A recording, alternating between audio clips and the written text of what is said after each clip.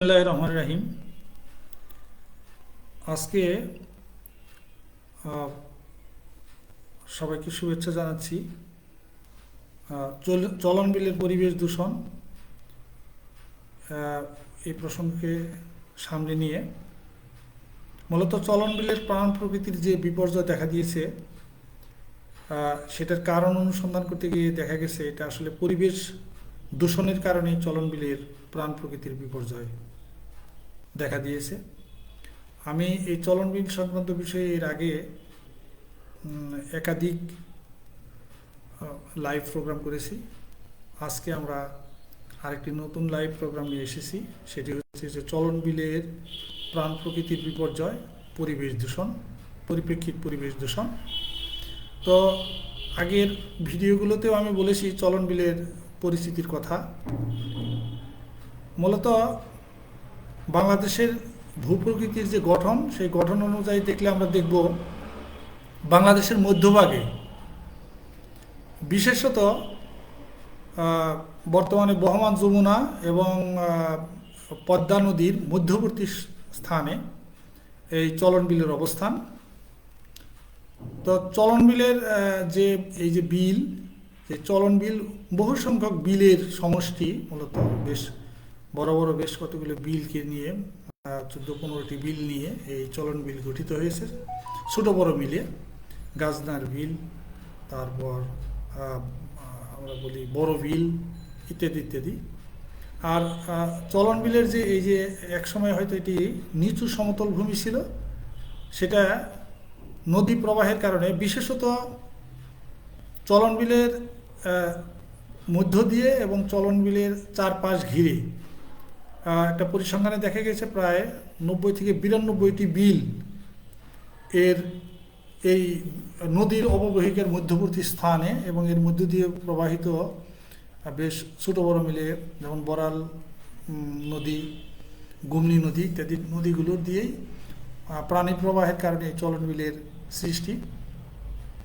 চলন বিল শব্দটি আসছে চলন বা চলন্ত, অর্থাৎ পানি প্রবাহের যে চলমানতা সেটা ধারণ করে বিপুল সংখ্যক বিশাল জলরাশি বহন করে এই চলন বিল। উজানের পদ্মা নদী, আত্রাই নদী, এই সকল নদী বা করতোয়া নদী, এই সকল নদীর থেকে যে পানি ভাটির দিকে প্রবাহিত হয়, তারই একাংশ যমুনা নদীতে বা পদ্মা নদীতে নানানভাবে পতিত হওয়ার আগেই পদ্মার প্রবাহ বা যমুনার প্রবাহ যদি বৃদ্ধি পায়, তাহলে দেখা যায় বিশেষত বর্ষাকালে যখন এদের জল যখন জলমগ্ন, মানে জলের ধারণ যখন অনেক বেশি হয়, তখন যে পানির চাপটি তৈরি হয়, সেটা এই চলন বিল অঞ্চলকে, এই নিচু ভূমি এই অঞ্চলটাকে একটা পানির মানে জলমগ্ন একটা এলাকায় পরিণত করে, এবং সেটাই হয়ে যায় আসলে মূলত চলন বিল। তো নদীর পানি প্রবাহের যে গতি, সেটা যখন আস্তে আস্তে কমতে থাকে এবং আমাদের এই নদীগুলো যখন পানি নিম্নাঞ্চলের দিকে প্রবাহিত করে, নদী শুকিয়ে আসতে থাকে, তখন এই চলন বিলের পানি নামতে থাকে এবং শেষ পর্যন্ত চলন বিলে হয়তো সামান্য পানি থাকে বাকি সময়টা, এবং এই পানি না থাকার কারণে জেগে উঠে পলল ভূমি বা পলিমাটির ভূমি, এবং সেখানে কৃষিকাজ সম্পাদিত হয়, মৎস্য আহরণের সুযোগ সৃষ্টি হয়, এবং সেখানে একটা সারা বছরের প্রায় এক সময় ছিল 8-10 মাসই এখানে পানি থাকতো। তারপর অনেক প্রাচীনকালে প্রথমত যখন এই জলমগ্ন এই এলাকাটি, নিম্নাঞ্চলটি বিলে পরিণত হয়েছিল, এখন কিন্তু মূলত 5-6 মাসের বেশি চলন বিলে পানি থাকে না, এবং বাদ বাকি সময়টা মূলত চলন বিল সামান্য পানি চলন বিলে থাকে, এবং সেগুলো হচ্ছে একটি গভীর অঞ্চল। সেটা 3 বর্গ কিলোমিটারের মতো, এরকম আর কি। বেশ বিশেষ করে বড় বিল এবং গাজনার বিল ছাড়া আর কোথাও তেমন পানি থাকে না, সব পুরো বিলটাই আসলে শুকিয়ে যায়। এবং এই শুষ্ক মৌসুমে গত 70 বছর ধরে আমাদের বাংলাদেশের কৃষি উন্নয়নে, খাদ্য উৎপাদনের প্রক্রিয়ার মধ্য দিয়ে এখানে এই যে কৃষি উৎপাদন, বিশেষ করে আমাদের যে বুড়ো ফসল ধান আবাদের প্রক্রিয়া শুরু হয়েছে, সেই সময় এটা কৃষিভূমিতে পরিণত হয়। তবে বিলের পানি কমতে থাকার সাথে সাথে আমনের আবাদ ওঠার মধ্যবর্তী সময়ে আমনের আবাদও হয় এখানে বেশ, একেবারেই মানে গভীর নিম্নাঞ্চল ব্যতি রেখে চারিদিকে সাধারণ যে স্বল্প জলের যে বিলের অববাহিকা, সেটাতে মূলত বেশ ভালো দেশি জাতের ধান চাষ হয়, কৃষকরা করে থাকেন। এবং এরপরই যখন বর্ষার জল নেমে যায়, আস্তে আস্তে ধান তুলেই তারা সেখানে সরিষার আবাদ, আলুর আবাদ, পেঁয়াজের আবাদ, রসুনের আবাদ ইত্যাদি দেশীয় বিভিন্ন ধরনের আবাদ করে, কলাইয়ের আবাদ, বিভিন্ন ধরনের কলাই, সেগুলো খেসারি, মুসুরি, ছোলা, বুট, এই সকল আবাদ কিন্তু কৃষকরা করে থাকে। এবং এই আবাদগুলো উঠিয়েই তারা শুরু করে দেয় বুড়ো চাষের আবাদ। মানে বাংলাদেশে বৈজ্ঞানিকভাবে আবিষ্কৃত ইরি বুড়ো ধানগুলো এখানে ব্যাপকভাবে চাষ হয়। খুবই সামান্য অঞ্চলে, খুবই সামান্য জমিতেই পুরাতন আমাদের দেশীয় প্রজাতির যে ধান আছে সেই ধানগুলো আবাদ হয়। এখন তো প্রায় বিলুপ্তির পথে। বেশি খাদ্য উৎপাদন করা, অধিক জনসংখ্যার চাপ সহ্য করার জন্য আমরা মূলত এই খাদ্য উৎপাদনের এই ইরি বুড়ো এবং আধুনিক প্রযুক্তি, এবং সেখানে রাসায়নিক সারের ব্যবহার, সেখানে কীটনাশকের ব্যবহার, এগুলো আমরা করে থাকি। এবং এই রাসায়নিক সারের ব্যবহার, কীটনাশকের ব্যবহারের কারণে চলন বিলের প্রথমত মাটি দূষণ হচ্ছে, দ্বিতীয়ত তার পানি দূষিত হচ্ছে, তৃতীয়ত এর প্রাণ বৈচিত্র্য ধ্বংস হয়ে যাচ্ছে। অণুজীবগুলো, অজস্র অণুজীব এই প্রাণঘাতী রাসায়নিকের কারণে এবং কীটনাশকের কারণে জলের সাথে বিস্তৃত হয়ে এখানে অবস্থানগত কারণে দেখা যায় যে চলন বিলের মাটি পরিবর্তিত হয়ে যাচ্ছে। চলন বিলে বর্ষাকালে যে পলি জমে, সেই পলিতে এক সময়ে কিছু সামান্য জৈব সার ব্যবহার করেই কৃষকরা কৃষি উৎপাদন করত অতীতে। এখনও যে করে না তা না, এখনও কিছু কিছু খুবই সামান্য, সেটা 1%-এর কম জমিতে মূলত সেই প্রাকৃতিক পদ্ধতিতে চাষাবাদ হয়। আর বাদ বাকি পুরোটাতেই আধুনিক ট্রাক্টরের চাষ, ট্রাক্টর দিয়ে মাটির হাল চাষ করা হয়। দ্বিতীয়ত সেখানে পানি না থাকার কারণে বুড়োর মৌসুমে একসময় যেখানে দেশীয় এই যে চলন বিলের মধ্য দিয়ে যে প্রবাহিত অসংখ্য নদী নালা এবং বিল, সেখান থেকে দেশীয় প্রযুক্তির মাধ্যমে যে পানি সিঞ্চন করা হতো বা পানি সেচা হতো, সেই প্রক্রিয়াটা এখন বন্ধ হয়ে গেছে বা নাই বলে চলে। বরং শ্যালো টিউবওয়েল বা ডিপ টিউবওয়েলের পানি দিয়ে এই এলাকায় বুড়ো ক্ষেতের যে সেচ কাজ সম্পন্ন করা হয়। আর এই একদিকে পানি না থাকা, মানে চলন বিলে পানি না থাকা, শুকিয়ে যায়, কারণ উজান থেকে পানি আসে কম। দ্বিতীয়ত যমুনা নদীতেও পর্যাপ্ত পানি ওইভাবে পাওয়া যায় না বলে দ্রুত যমুনার পানি সরে গেলে চলন বিলের পানি বরাল নদী দিয়ে বা গুমনি নদী দিয়ে বা সরাসরি চলে যায় যমুনার সাথে সাথে সাগরের দিকে চলে যায়। ফলে এখানে যে জলাবদ্ধতা, সেই জলাবদ্ধতাটা আসলে টেকে না বা থাকে না, স্থায়ী হয় না। তারপরে কিছু অংশে যেখানে বড় বড় মানে গভীর অঞ্চল, যেটা চলন বিলের যে গভীরতা যেখানে বেশি, সেখানে কিছু পানি থাকলেও সেগুলো দিয়ে পুরো চলন বিল এলাকায়, যে চলন বিল একসময় ছিল 1085 বর্গ কিলোমিটারের মতো, সেখানে এখন সেটা 300-350 বর্গ কিলোমিটারের বেশি নেই। তো যেখানে 1000 সেখানে 300, মানে 1/3, মানে 2/3 আসলে চলন বিলের আমাদের বিলের অবকাঠামো হারিয়ে ফেলেছে।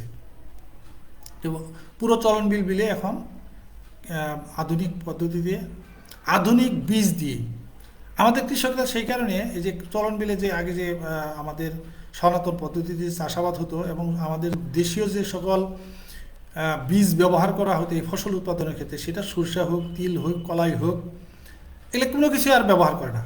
ধান তো বটেই, ধান তো মোটেই ব্যবহার হচ্ছে না। এবং এই বীজগুলো সংরক্ষণের কৃষকের হাতে কোনো ব্যবস্থাই নেই চলনবিল অঞ্চলে।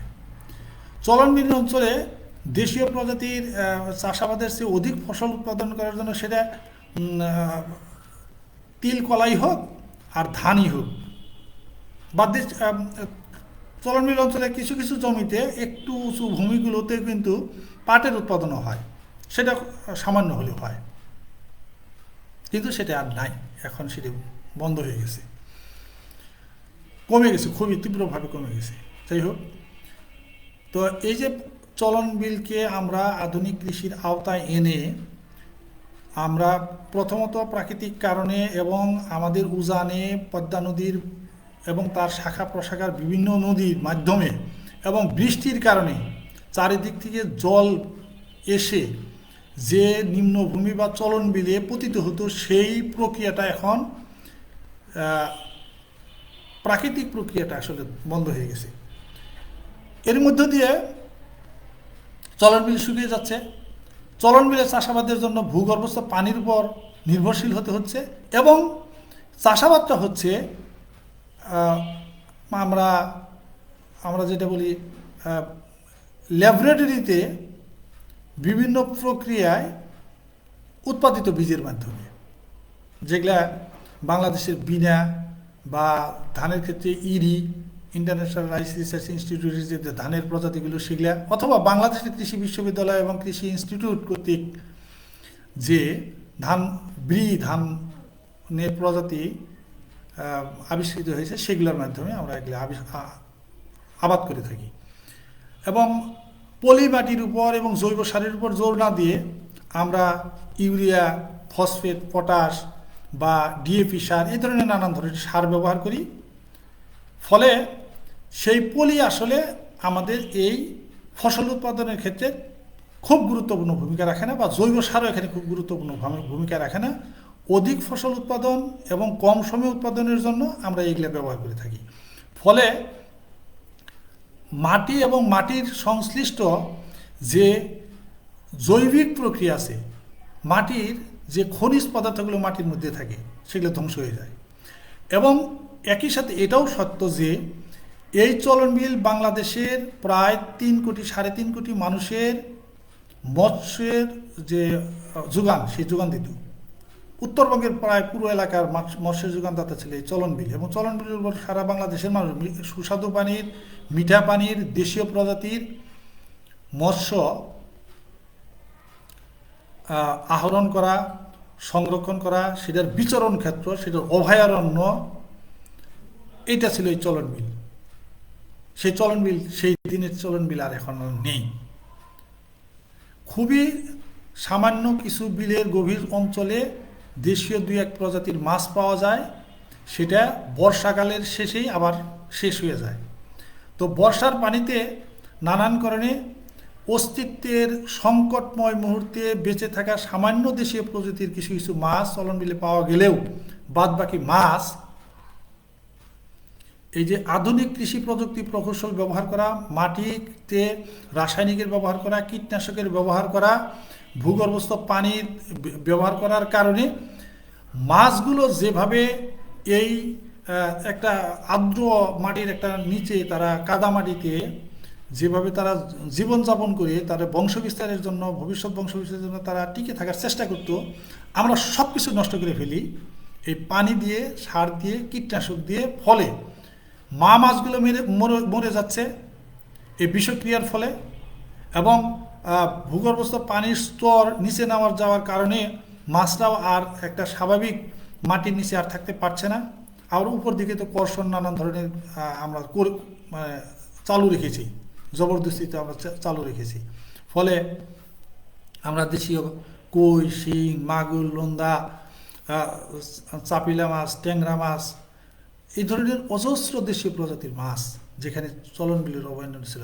তারপরে শোল বোয়ালের কথা, হ্যাঁ, এগুলো তো এই সকল এগুলো আসলে আর সেখানে পাওয়া যায়। টাকি মাছের কথা, এগুলো আর পাওয়া যাচ্ছে না। চিংড়ি মাছ পাওয়া যাচ্ছে না, কারণ তাদের যে জীববৈচিত্র্যের যে একটা, তাদের যে একটা ক্ষমতা ছিল, সক্ষমতা ছিল যে মাটির নিচে বা বিলে তারা গর্তের মধ্যে তারা নিজেদের জীবন রক্ষা করার জন্য বা বংশ বিস্তার করার জন্য, তারা টিকে থাকার জন্য তারা একটা বাস্তু সংস্থার করতো। তাদের একটা বাস্তু সংস্থা ছিল, সেই বাস্তু সংস্থাটা নষ্ট করে ফেলি আমরা এই কৃষির ব্যবহার করে, এবং এই পানির অযাচিত ব্যবহার করে, রাসায়নিকের অযাচিত ব্যবহার করে মাছগুলো মরে যাচ্ছে, ডিম পাড়ার সুযোগ আসতেছে না। আবার যাও বা দুই চারটা মাছ বা একটু সাধারণ জলাশয়ে কোনোভাবে পালিয়ে বেঁচে থাকা কিছু মাছ যে তাদের বংশ বিস্তার করবে, ডিম পারবে, ডিম ছাড়ার সাথে সাথে এই যে বর্ষাকাল আসে, যখন মাছের ডিম ছাড়ার সময় হয়, সেই সময় দেখা যায় কি উজানের যে ঢলের চারিদিক থেকে আমাদের যে বৃষ্টির পানি হোক, চারিদিক থেকে মাটির পানি হোক, যেভাবে যে পানিগুলো এসে চলন বিলে পতিত হয়, বা বর্ষার পানি, নদীর পানি, বন্যার পানি যখন পতিত হয়, এই পানির সাথে থাকে সেই সকল রাসায়নিক মিশ্রিত হয়ে যায়। চারিদিকের তো বটেই, চলন বিলের অভ্যন্তর মাটির মধ্যে যে সমস্ত সারের অণুজীব অংশ থাকে, কি অণু অংশ থাকে, ক্ষুদ্রাতি ক্ষুদ্র অংশ থাকে, সেগুলা মাটির সাথে মিশে, পানির মাধ্যমে মাটির সাথে মিশে এই সকল মাছের যে পোনা বা মাছের যে ডিম, সেগুলোকে আমরা নষ্ট করে ফেলি। এইভাবে চলন বিলের মৎস্য সম্পদের প্রাণ প্রকৃতিটি এক চরম বিপর্যয়ের সম্মুখীন। চলন বিলে যেখানে আমরা মাছ পাবো, এবং মুক্ত জলাশয়ের মাছ পাবো, সুস্বাদু পানির মাছ পাবো, পুষ্টিকর মাছ পাবো, দেশীয় মাছ পাবো, সে মাছ আমরা পাচ্ছি না। বরং চলনবিল এলাকার মানুষ এখন পুকুর টুকুর করে বা জলাশয় ডুবা নিজেরা মতো করে তৈরি করে বাণিজ্যিক ভিত্তিতে তারা শোল মাছ, কি বলে আমরা দেখি যে তারা ফাঙ্গাস মাছ আবাদ করে খাচ্ছে, সিলভার কার্প, বিদেশি মাছগুলো আবাদ করে খাচ্ছে, তারা এগুলো খাচ্ছে।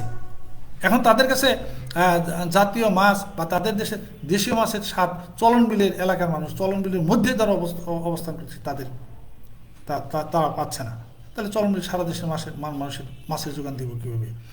চলন বিলে এখন আর ওই বর্ষার জল নেমে গেলে মানুষ যে একত্রিত হয়ে পলো, জাল ইত্যাদি ইত্যাদি নিয়ে নামতো, হ্যাঁ, মাছ ধরার জন্য, সেই ওটাকে স্থানীয় ভাষায় বলে বাইট নামা, বাইট, সেই বাহু তার নামে না, সেটা নামে না, তারা তার মাছ পায় না, কারণ মাছ তো নাই, আর জলাশয়ই তো নাই, এরকম একটা অবস্থা।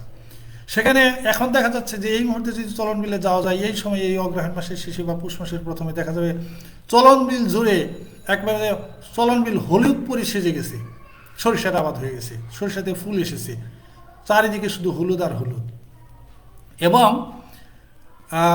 চলন বিলকে একসময় জালের মতো বিস্তৃত ছিল চলন বিল, খাল এবং নদীতে, এখন চলন বিল হয়ে গেছে রাস্তাঘাটে ভরা, এবং সেটাও আরসিসি করে স্থানীয় সরকার প্রকৌশল অধিদপ্তর থেকে সড়ক মহাসড়কের সাথে সংযোগ সড়ক নির্মাণ করি, আমরা সড়ক পথ নির্মাণ করি চলন বিলকে আসলে তার প্রকৃত প্রাণী প্রবাহ এবং তা ধরে রাখার যে মেকানিজম, সেটাকে নষ্ট করে ফেলেছি।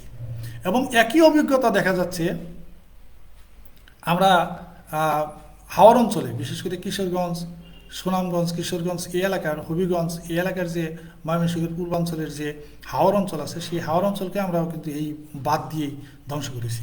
তো চলন বিলের অভিজ্ঞতা আরও প্রাচীন। চলন বিল হার্ডিঞ্জ ব্রিজে প্রথম যে রেলপথ নির্মাণ করে এই বাঁধ দেওয়া হয়েছে, এর পরবর্তীতে চলন বিলের মাঝখান দিয়ে আমরা দেখলাম ঢাকা রাজশাহী রুট করা হয়েছে।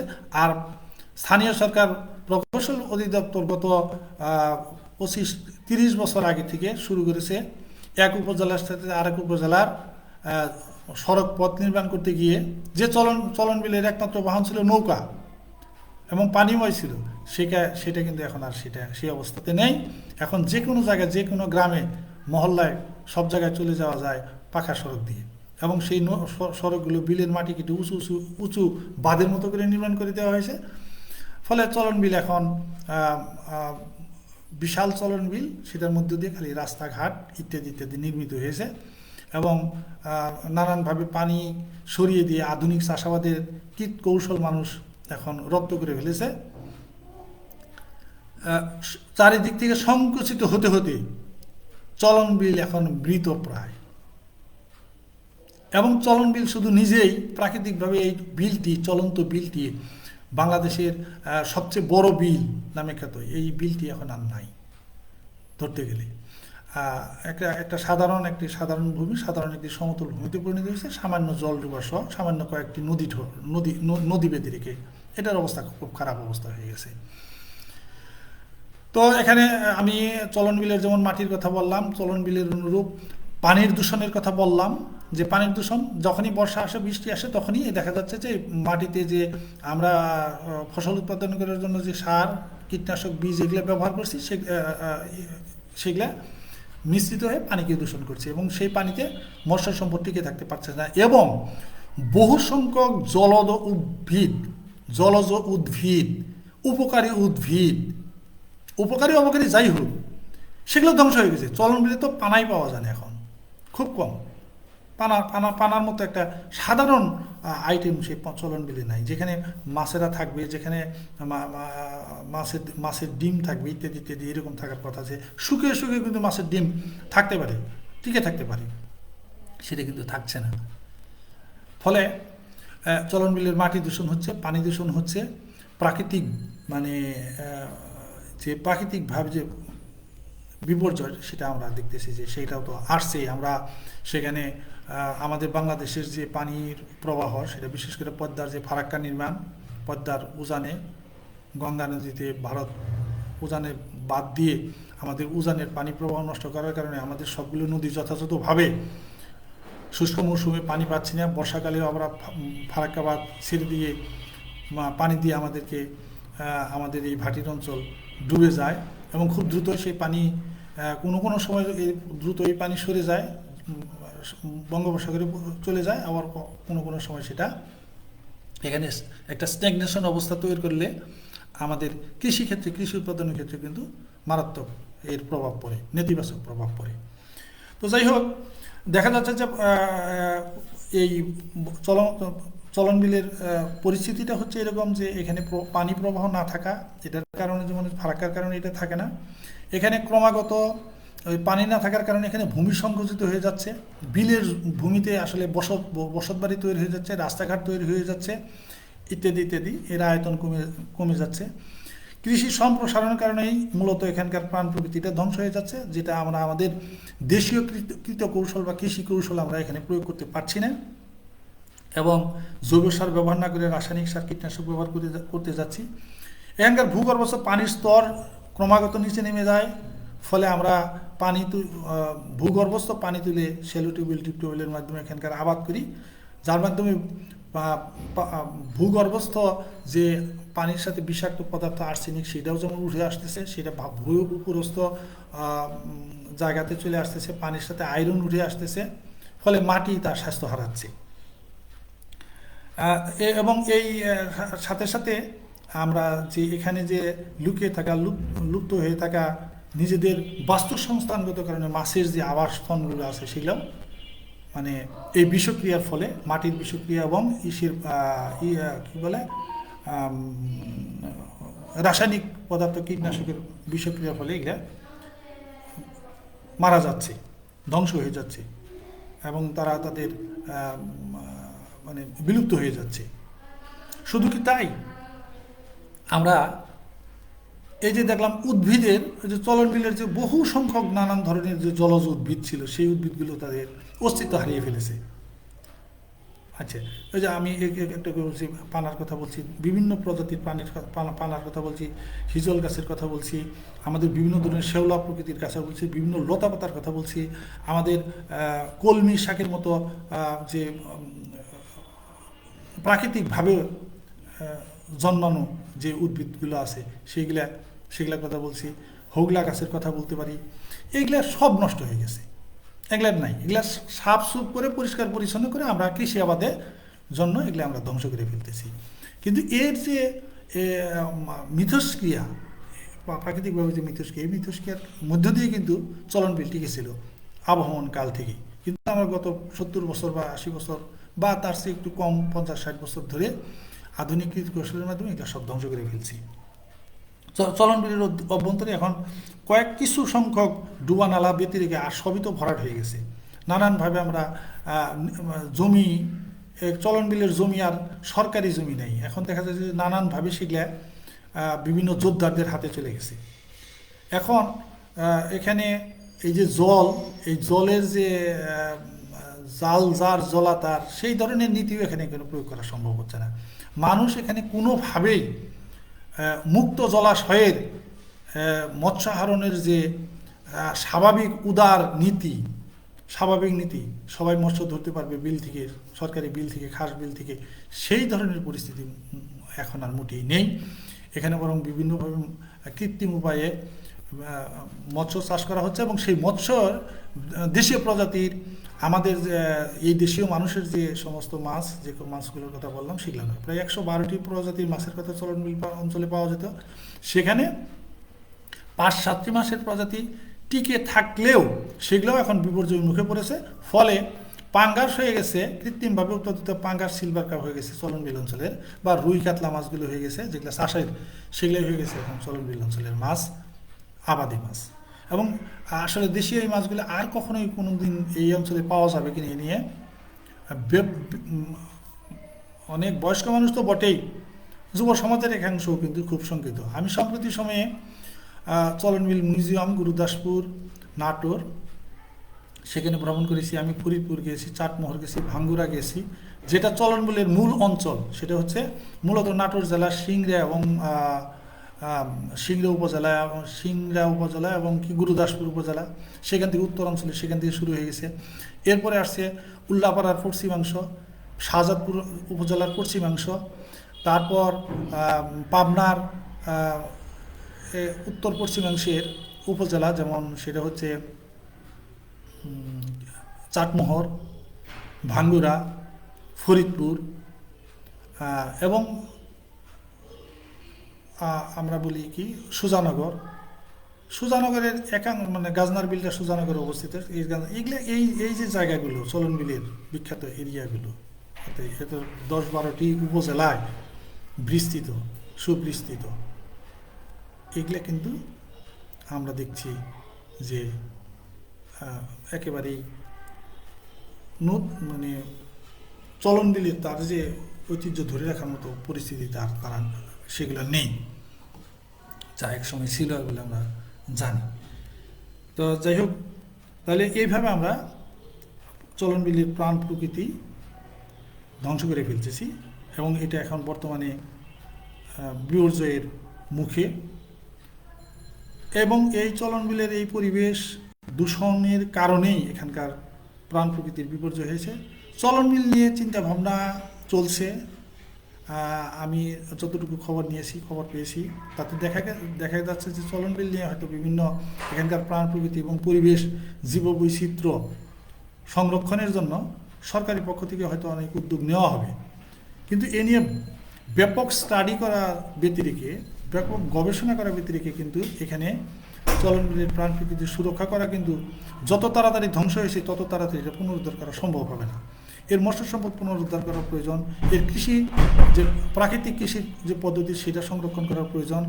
এখানে যে দেশীয় প্রজাতির বিভিন্ন ফল ফসল উৎপাদনের প্রক্রিয়া ছিল সেটাকে পুনরুদ্ধার করা দরকার, এবং সেই বীজগুলো সংরক্ষণ করা দরকার, যে বীজ দিয়ে এই অঞ্চলে চাষাবাদ সংগঠিত হতো। আমরা অনেক মানুষকে, অনেক গাছ সম্পর্কে, অনেক ফসল সম্পর্কে জিজ্ঞাসাবাদ করেও সেগুলোর নাম উদ্ধার করতে পারিনি, এবং তারা সেগুলোর সাথে পরিচিত না। অর্থাৎ সেগুলো এখানে চাষাবাদী এখন হয় না, নতুন প্রজন্ম সেগুলোর নাম জানে না। মাছ ধরার ফলেও তো এখন দেখা যাচ্ছে মিউজিয়ামে দেখতে হবে। এখন আমরা যদি আমন ধানের, বিশেষ করে আমন ধানের প্রজাতির মধ্যে চামারা ধান, মালতী ধান, এই ধরনের ধানগুলোর কথা যদি আমরা বলি, কালিজিরা ধান, এই ধরনের ধানগুলোর কথা যদি বলি, দেখা যাবে যে এর দেশীয় এই বীজগুলো পাইতে হলে আমাদেরকে চরম কষ্টের সম্মুখীন, চরম মানে আমাদের দুর্ভাগ্য হচ্ছে, চরম দুর্ভাগ্য হচ্ছে আমরা এটা পাবো না, এগুলোর সাথে পরিচিত হতে পারবো না, জানবো না। হয়তো আমরা এগুলো মিউজিয়াম সংরক্ষণ করা সম্ভব না। তো আমি তো একটু আগেই বলছিলাম, আমি একটু খেয়ে হেরিয়ে ফেলছি, যে আসলে আমি যখন চলনবিলের সিংড়া, গুরুদাসপুরে গেলাম চলনবিলের জাদুঘর দেখার জন্য, যেটা শ্রদ্ধেয় অধ্যক্ষ আব্দুল হামিদ কর্তৃক প্রতিষ্ঠিত এই চলনবিল মিউজিয়াম। গেলাম, জনগোষ্ঠীর জনগণের সাথে কথা বললাম। তারা এই বিষয়গুলো আমাদেরকে সে বক্তব্য রেখেছেন, আমাদেরকে জানিয়েছেন যে তারা আসলে বীজের ব্যাপারে আমাদের দেশীয় বীজগুলো, দেশীয় যে সম্পদগুলো এবং বীজের উপরে আমরা প্রায়শই শুনি আমাদের বাংলাদেশের পাইনিয়ারিং ব্যক্তিত্ব, এই বীজের উপর যিনি গুরুত্ব দেন, যিনি এখন বর্তমানে আমাদের মৎস্য এবং প্রাণী সম্পদ মন্ত্রণালয়ের উপদেষ্টা হিসেবে কাজ করছেন, মিস ফরিদা আক্তার আফা। ফরিদা আপা এই তার নয়া কৃষি বীজ বিস্তার ফাউন্ডেশন এবং তাদের কেন্দ্রীয় সংগঠন হচ্ছে উবিনিকের মাধ্যমে দেশীয় বীজ সংরক্ষণ করা, দেশীয় বীজের চাষাবাদ করা, প্রাকৃতিক পদ্ধতিতে জৈব সার দিয়ে চাষাবাদ করা, মাটির পুষ্টি বিধান করা, দেশীয় মাছ, প্রাণ, ধান, এগুলো সব কিছু সংরক্ষণ করার জন্য তাদের এক বিশাল উদ্যোগ আছে। তৎসত্ত্বেও আমরা দেখছি আমাদের তৃণমূল পর্যায়ের কৃষকরা, জেলেরা, মৎস্য চাষিরা যদি এগুলোর উদ্যোগের সাথে সম্পৃক্ত না হয় তাহলে কিন্তু এটা করা সম্ভব না। এর একটা সাংস্কৃতিক আবহাওয়া আছে, সাংস্কৃতিকভাবে এখানে একটা জাগরণের প্রয়োজন আছে।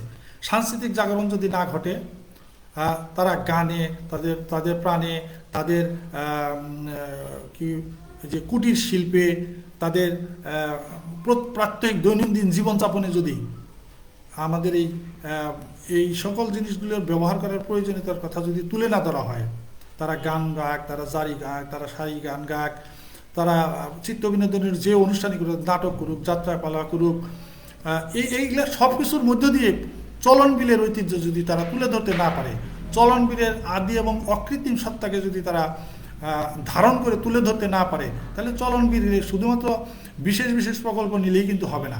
মানুষের মধ্যে এর একটা স্টিমুলেশন করাতে হবে, মানুষকে প্রণোদিত করতে হবে, মানুষকে উজ্জীবিত করতে হবে, তবে চলন বিলের প্রাণ প্রকৃতি সংরক্ষণ করা সম্ভব হবে। না হলে যেভাবে বিপর্যয়ের পথে হাঁটছে চলন বিল, একসময় এই চলন বিলের অস্তিত্ব থাকবে বলে মনে হয় না। আগামী 50 বছরে চলন বিল আর থাকবে কিনা বলে আমার মনে হয় যে চলন বিল আর আমরা খুঁজে পাবো না। তাহলে চলন বিলের আরেকটা প্রাকৃতিক বিপর্যয়ের কথা আমি এখানে তুলে ধরতে চাই, সেটা হচ্ছে এই যে চলন বিলে চলন বিলে পানি না থাকা মানে চলন বিলে পাখি নাই। আমি বয়স্ক মানুষদের কাছে চলন বিল অঞ্চলে আমি শুনেছি যে এই চলন বিল অঞ্চলে আশেপাশে এর যে রিম এরিয়া, অর্থাৎ এর যে উপকূলীয় এরিয়া, মানে কি বলে, চলন বিল উপকূলের যে এরিয়াটা, এই এরিয়াতে যে সকল গাছপালা থাকতো, যে সকল বাঁশঝাড় থাকতো, বা চলন বিলের মধ্যেও যে সমস্ত উঁচু ভূমিতে কিছু কিছু গাছ টাছ, বড় জল সহনীয় যে গাছগুলো জন্মগ্রহণ করেছে, বিশেষ করে গামার গাছ, তারপর জল সহনীয় গাছ, তারপর কি বলে হিজল গাছ, এই গাছগুলো অনেক বড় হয়ে যেত এবং এগুলোর মধ্যে এবং তীরে তীরে বহু জায়গায় দেখা যেত বট গাছের মতো বড় বড় বৃক্ষ হতো, বিভিন্ন ধরনের মানে ভিটা তৈরি হতো, একটু উঁচু ভূমি তৈরি হতো, সেখানে অনেকগুলো গাছ থাকতো। সেগুলা পাখিতে, শত প্রকারের পাখিতে সেগুলা ভরে থাকতো। এখানে শালিক, বাবুই, ঘুঘু, কাক, কোকিল, তাই বলি না, আবার পানিতে খাদ্য আহরণকারী যেমন বক, বিভিন্ন প্রজাতির বক, চিল, ইভেন শকুন, এই ধরনের পাখিতে ভরপুর থাকতো চলন বিলের এলাকা, চলন বিলের রিম এরিয়া, যেখানে পাখিরা যে গাছপালাতে বসবাস করতো এবং চারিদিকের অঞ্চলে। আজকে চলন বিলে মাছ নাই, চলন বিলে পাখিও নাই। চলন বিলের মাটির থেকে যে পোকা খাবে, সেই পোকাটাও এখন খাওয়ার মতো উপযোগী না বলেই ছোট প্রাণীর থেকে আমরা বড় প্রাণী সব উধাও। কারণ তারা জানে, তারা অনেকগুলো ইতিমধ্যে তারা ওই যে চলন বিলে যখন শুষ্ক মৌসুমে এই ধরনের খাবার খায়। এখন চলন বিলে কেঁচু নেই, কেঁচুর মতো একটা, যাকে প্রাকৃতিক লাঙ্গল বলা হয় কৃষি বিজ্ঞানের ভাষায়, সেটা কিন্তু চলন বিলে জন্মে না। কারণ ওই যে আমাদের ব্যবহার করছি আমরা রাসায়নিক সার বা কীটনাশক, আমরা যে কত সংখ্যক অণুজীব, প্রাণী, ইভেন কি প্রজাপতি, ইভেন কি মৌমাছি পর্যন্ত আমরা ধ্বংস করে ফেলেছি। চলন বিলে মৌ চাষ করা হয় এই যে এই মৌসুমে, এই যে আমাদের এই যে বর্তমান সময়ে যে এই যে অগ্রহায়ণ পৌষ মাসে যখন সরিষার ফুল হয়, সরিষা ফুলের মধু পাওয়া যায়, দেখা যাচ্ছে এই প্রাকৃতিক যে মধু আহরণকারী যে মৌমাছি ছিল সেগুলোও নাকি এখন আর এখানে মৌচাক বাঁধে না, কারণ এগুলোর মধ্যে কেমিক্যাল যুক্ত হয়ে গেছে। তাহলে এবং এগুলো খেয়ে খেয়ে পাখিগুলো মরে যাচ্ছে, এবং এগুলোর ব্যাপারে কিন্তু কোনো সার্ভে নাই, এর কোনো জরিপ নাই। কত প্রকারের পাখি অতীতে ছিল, এখন বর্তমানে কত প্রকারের পাখি আছে চলনবিল অঞ্চলে, এবং এগুলো তো সবই প্রাকৃতিক সম্পদ, প্রকৃতির দান। এই পানি যেমন প্রকৃতির দান, এই মাটি যেমন প্রকৃতির দান, এরকম বৃক্ষরাজি যেমন প্রকৃতির দান, এরকম এই পাখিও তো আমাদের সেই প্রকৃতিরই দান। সেই পাখিগুলো হারিয়ে গেছে। তো যাই হোক, কিছু কিছু ক্ষেত্রে হয়তো কিছু কিছু পাখি টাকি হয়তো কিছু দেখা যায়। তো আমাদের সারস নাই, অথচ চলন বিলে সারস থাকবে কোথা? কাদা নাই, মাছ নাই, সারস থাকবে কোথা থেকে? সারসের বক নাই, সেই পুঁটি মাছ ধরার মতো বক নাই, তো পুঁটি মাছই নাই, বক থাকবে কেন? তাদের খাদ্যের কারণে তারা ওখান থেকে স্থানান্তরিত হয়েছে, অথবা তারা এই যে বিষাক্ত মানে প্রাকৃতিক পরিবেশের মধ্যে ওই সকল মাছ টাছ খেয়ে দিয়ে তারা অকালে প্রাণ হারিয়ে বংশ বিস্তার রোধ করে তারা এখন ওখান থেকে বিলুপ্ত। তো এইরকম একটা বিপর্যয় কিন্তু চলনবিলের মধ্যে রয়ে গেছে।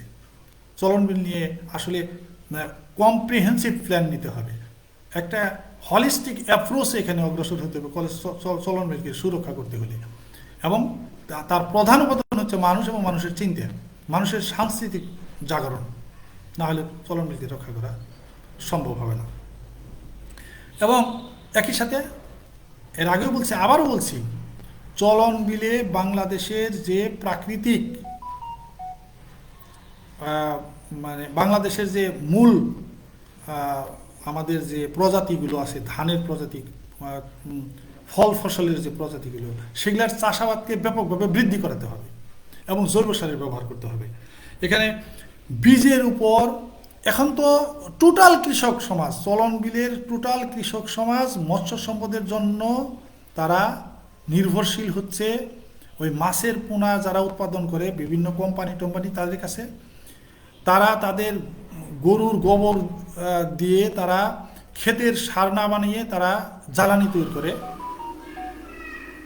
এবং তাদের ঘরে ঘরে পশু খাদ্য হিসেবে তারা বেশি দুধ পাওয়ার জন্য বিদেশি প্রজাতির গরু লালন পালন করে, এবং তাদেরকে তারা বিভিন্ন কোম্পানির পশু খাদ্য তারা খাওয়ায়, এবং পশু লালন পালনের ক্ষেত্রে তারা বিভিন্ন হরমোনাল বিভিন্ন খাবার দাবার দেয়। তাহলে কৃষক কিন্তু বীজ না পাইলে কৃষক এই মাঠে কিন্তু ফসল ফলাতে পারবে না। আমরা যদি দেখি যে কোনো একটি কোম্পানি কোনো একদিন ইরিবুরো কোনো একটা বিপর্যয়ে কোনো একটা বীজ গুদাম যদি ধ্বংস হয়ে যায়, বাংলাদেশের কৃষক যখন বীজ পাবে না তখন কিন্তু তার ফসল উৎপাদন সম্ভব হবে না। অথচ আজ থেকে 50 বছর বা 60 বছর আগেও বাংলাদেশের কৃষকের হাতে ছিল বীজের ভান্ডার। আমি শুধু ধানের কথা বলছি না, বহু প্রজাতির ধানের কথা, বাংলাদেশে 6000 প্রজাতির মতো ধান ছিল। বীজ বিস্তার ফাউন্ডেশনের গবেষণায় বলছে 6000 প্রজাতির মতো ছিল। এখন উবিনিগের গবেষণা চর্চার মধ্য দিয়ে উবিনিগ টাঙ্গাইলের হৃদয়পুর কেন্দ্রে 2500 প্রজাতির মতো আমাদের দেশীয় প্রজাতির ধানের বীজ সংরক্ষণের ব্যবস্থা করেছে, বাদবাকিগুলো বিলুপ্ত হয়ে গেছে।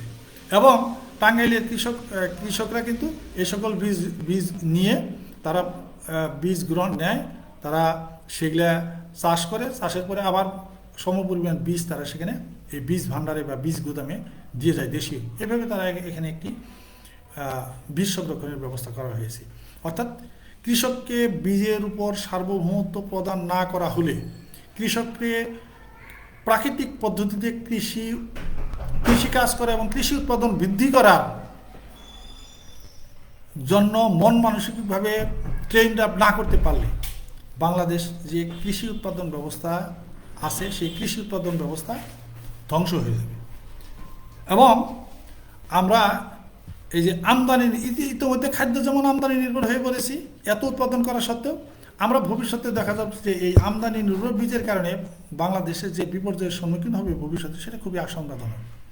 আর আমরা কিন্তু এই যে কৃত্রিমভাবে উৎপাদিত ফসলের মাধ্যমে আমাদের স্বাস্থ্যহানির একটা ব্যাপক প্রবণতা, এই বিশেষ করে বিদেশি প্রজাতির মাছ মাছ খাওয়া, বিদেশি প্রজাতির গাভীর দুধ খাওয়া এবং দুধের মধ্যে প্রচুর পরিমাণে নানান ধরনের খনিজ থাকা, বিশেষ করে যে প্লাস্টিক ধরনের যে খাবার, এই ধরনের খাবার নাকি দুধের মধ্যে পাওয়া যাচ্ছে, এরকম ধানের মধ্যে পাওয়া যাচ্ছে এরকম।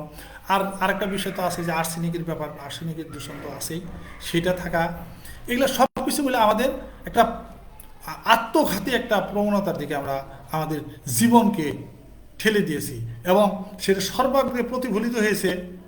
আমরা দেখতে পাচ্ছি যে চলন বিলকে নিয়ে স্টাডি করলে হলে এই জিনিসটা পরিষ্কার বোঝা যাওয়া সম্ভব, বোঝা সম্ভব। তো সেই জন্যই আমরা দাবি করব, বা আমি আমার ব্যক্তিগত পক্ষ থেকে দাবি করব যে চলন বিলের মৎস্য সম্পদ সংরক্ষণ করতে হবে।